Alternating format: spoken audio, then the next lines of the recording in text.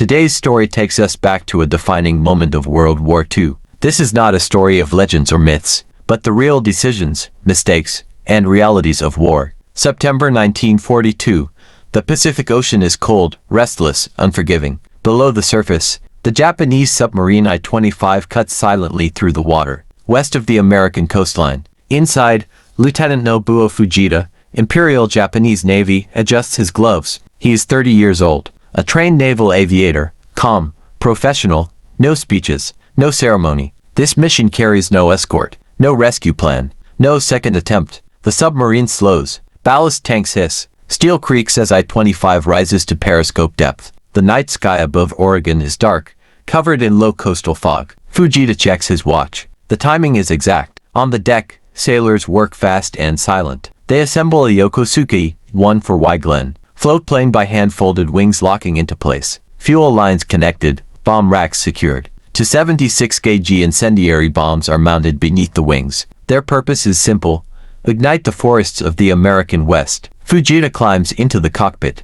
Observer Petty Officer Shoji Okuda settles behind him. No one speaks. Orders were given days ago. The catapult fires. The aircraft lurches forward and lifts into the darkness. Engine echo swallowed by fog. Below them, the submarine disappears back under the Pacific, leaving no trace. Fujita flies east. He follows compass bearings calculated to the minute. The American coastline emerges: shadowed cliffs, endless trees, no lights, no alarms, no resistance. The war feels very far away here. At 0:30 hours, Fujita reaches the release point near Mount Emily, Oregon. He arms the bombs. They fall. Small explosions break the silence. Brief flashes in the forest canopy. Sparks swallowed by damp ground and mist. The fire does not spread as planned. Moist soil. Coastal rain. Nature refuses to cooperate. Fujita circles once. Fuel is low. American searchlights have not appeared, but that may change at any moment. He turns back toward the ocean, knowing something has gone wrong. Behind him, the first and only air attack on the continental United States has already happened, and no one on either side fully understands its consequences yet. The ocean ahead is darker than the sky. Lieutenant Nobuo Fujita keeps the Yokosuka I-25 low, skimming just above the waves. Fuel gauges tremble. Wind picks up from the northwest. The Pacific is no longer calm. It is restless, unpredictable, dangerous. He searches for a signal that is not there. Submarine I-25 has already submerged. This is standard procedure. If American patrol aircraft appear, the submarine must disappear without hesitation. Fujita knows this. He accepted it before takeoff. Still, the absence of that dark silhouette in the water tightens his jaw. He circles once, twice. Minutes pass. Then finally a faint shape breaks the surface. I-25 emerges cautiously, periscope first, then deck. Timing is exact. Luck has held. Fujita descends hard. The float plane hits the water at speed, bouncing violently. Spray floods the cockpit. Okuda grips the frame. The aircraft slows. The submarine turns into the wind, cranes extending, crew moving with rehearsed precision.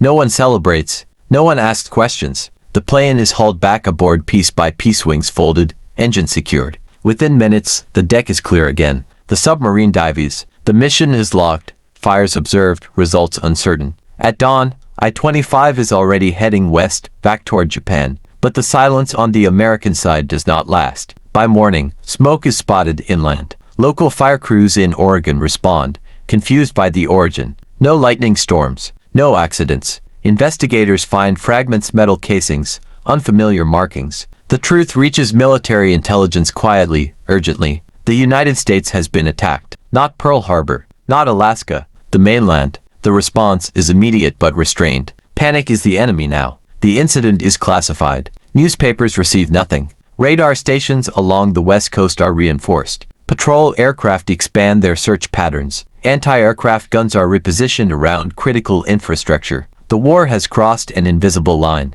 Meanwhile, I-25 continues its patrol. Captain Meiji Tagami receives new orders. The success, however limited, has proven something vital. America is not untouchable. Days later, Fujita is ordered back into the cockpit. This time, the objective is more dangerous. Another strike. Same aircraft, same pilot. But American defenses are awake now. Patrol planes sweep the skies. Coastal radar scans without pause. On September 29, 1942, I-25 surfaces again under cover of darkness. The Glen is assembled once more. Fujita climbs into the cockpit, expression unchanged, but conditions are worse. Clouds are lower, winds are unstable, there will be less margin for error. As the catapult fires, a distant sound reaches the crew's ears. Aircraft engines. Somewhere in the darkness, American patrol planes are already hunting. The engine note is wrong. Lieutenant Nobuo Fujita hears it immediately. Subtle, uneven. Turbulence shakes the Yokosuka I-25 as it climbs into the cloud cover. Wind shear pulls at the wings. Visibility drops to almost nothing. Below, the Pacific vanishes. Above, clouds close in like a ceiling. American patrol aircraft are out there now. Fujita knows their routes have expanded since the first strike. Radar stations along the coast are active. Any mistake altitude, timing, sound could bring fighters down on him within minutes. He pushes forward anyway. The compass needle steadies. The coastline appears again through breaks in the cloud, darker than before. Less forgiving. This time, he flies farther north, toward the forests near Cape Blanco, Oregon. The aircraft vibrates as Fujita descends. Moisture coats the cockpit glass. Okuda checks the bombs in silence. The incendiaries are armed. Then light, a searchlight cuts through the fog from the ground below, slow and probing. It doesn't lock on, but it's close. Too close. Fujita banks hard, drops altitude, flying dangerously low over treetops. The Glen was never designed for evasive maneuvers. One mistake here means fire, impact, oblivion. At 050 hours, he reaches the release point. No hesitation. The bombs fall again. They detonate on impact, brief bursts of fire tearing through the canopy. This time, the conditions are different. Wind feeds the flames. Dry underbrush catches. The forest begins to burn. Fujita does not circle. He cannot afford it. He turns west immediately, engine straining as he climbs back into the clouds. The searchlight sweeps again but loses him. Anti-aircraft fire does not come. Either they do not see him, or they are unsure what they're seeing. Fuel is critical now. The return flight is blind. No visual markers, only compass, time, and memory. The ocean finally reappears, vast, gray, unforgiving. But the submarine is not there. Minutes pass. Fuel drops further. Then waves part. I-25 surfaces late, too late. As Fujita descends,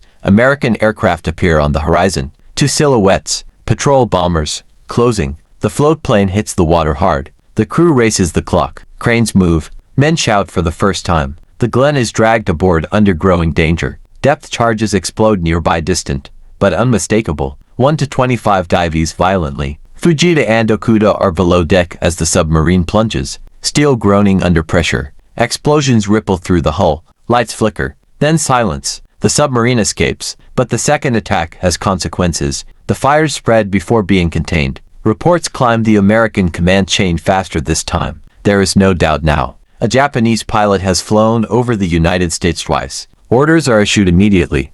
Destroy the submarine at any cost. For the first time, Fujita understands something has shifted. The mission is no longer symbolic. It is now a hunt, and he is the hunted. The ocean becomes hostile. 4 days after the second strike, Submarine I-25 can no longer surface. Freely. American patrol patterns. Titan. Aircraft crisscross the Pacific. Approaches. Destroyers appear where emptiness once ruled. Sonar pings echo through the water. Sharp and methodical. Captain Meiji Tagami orders prolonged submergence. Air grows stale. Condensation runs down steel bulkheads. Men speak less. Every sound feels amplified. Boots on deck plates. Valves turning. Breath held during sonar sweeps. Lieutenant Nobuo Fujita remains silent. His role, for now, is finished. The Glen is dismantled and secured below. There will be no third flight. Not because of failure, but because survival now outweighs demonstration. Above them, the United States is reorganizing its coastal defense in real time. Army Air Forces units redeploy to the Pacific Northwest. Radar coverage expands inland. Civil defense authorities coordinate with military commands, preparing for something they never expected to face: enemy aircraft over American forests. The fires in Oregon are controlled, but they're psychological. Impact spreads faster than flames. Commanders understand what nearly happened. Not destruction, but proof of vulnerability. Back under the Pacific, I-25 moves south, then west, attempting to evade pursuit. Sonar contact is lost and regained repeatedly. Depth charges fall closer now. The submarine shudders violently. Lights cut out. Instruments fail, then return. One explosion blows insulation loose. Another cracks a battery casing. Chlorine gas fills a compartment. Briefly before ventilation clears it, men Cough. No one panics. TAGMI holds course. The Americans adjust. Again, escort carriers join the hunt. Long-range patrol bombers extend coverage far beyond the coastline. The order is simple. Eliminate the submarine responsible for the attacks. For Fujita, the realization is slow but unavoidable. The symbolic mission is over. This is now strategic warfare. Weeks pass beneath the surface.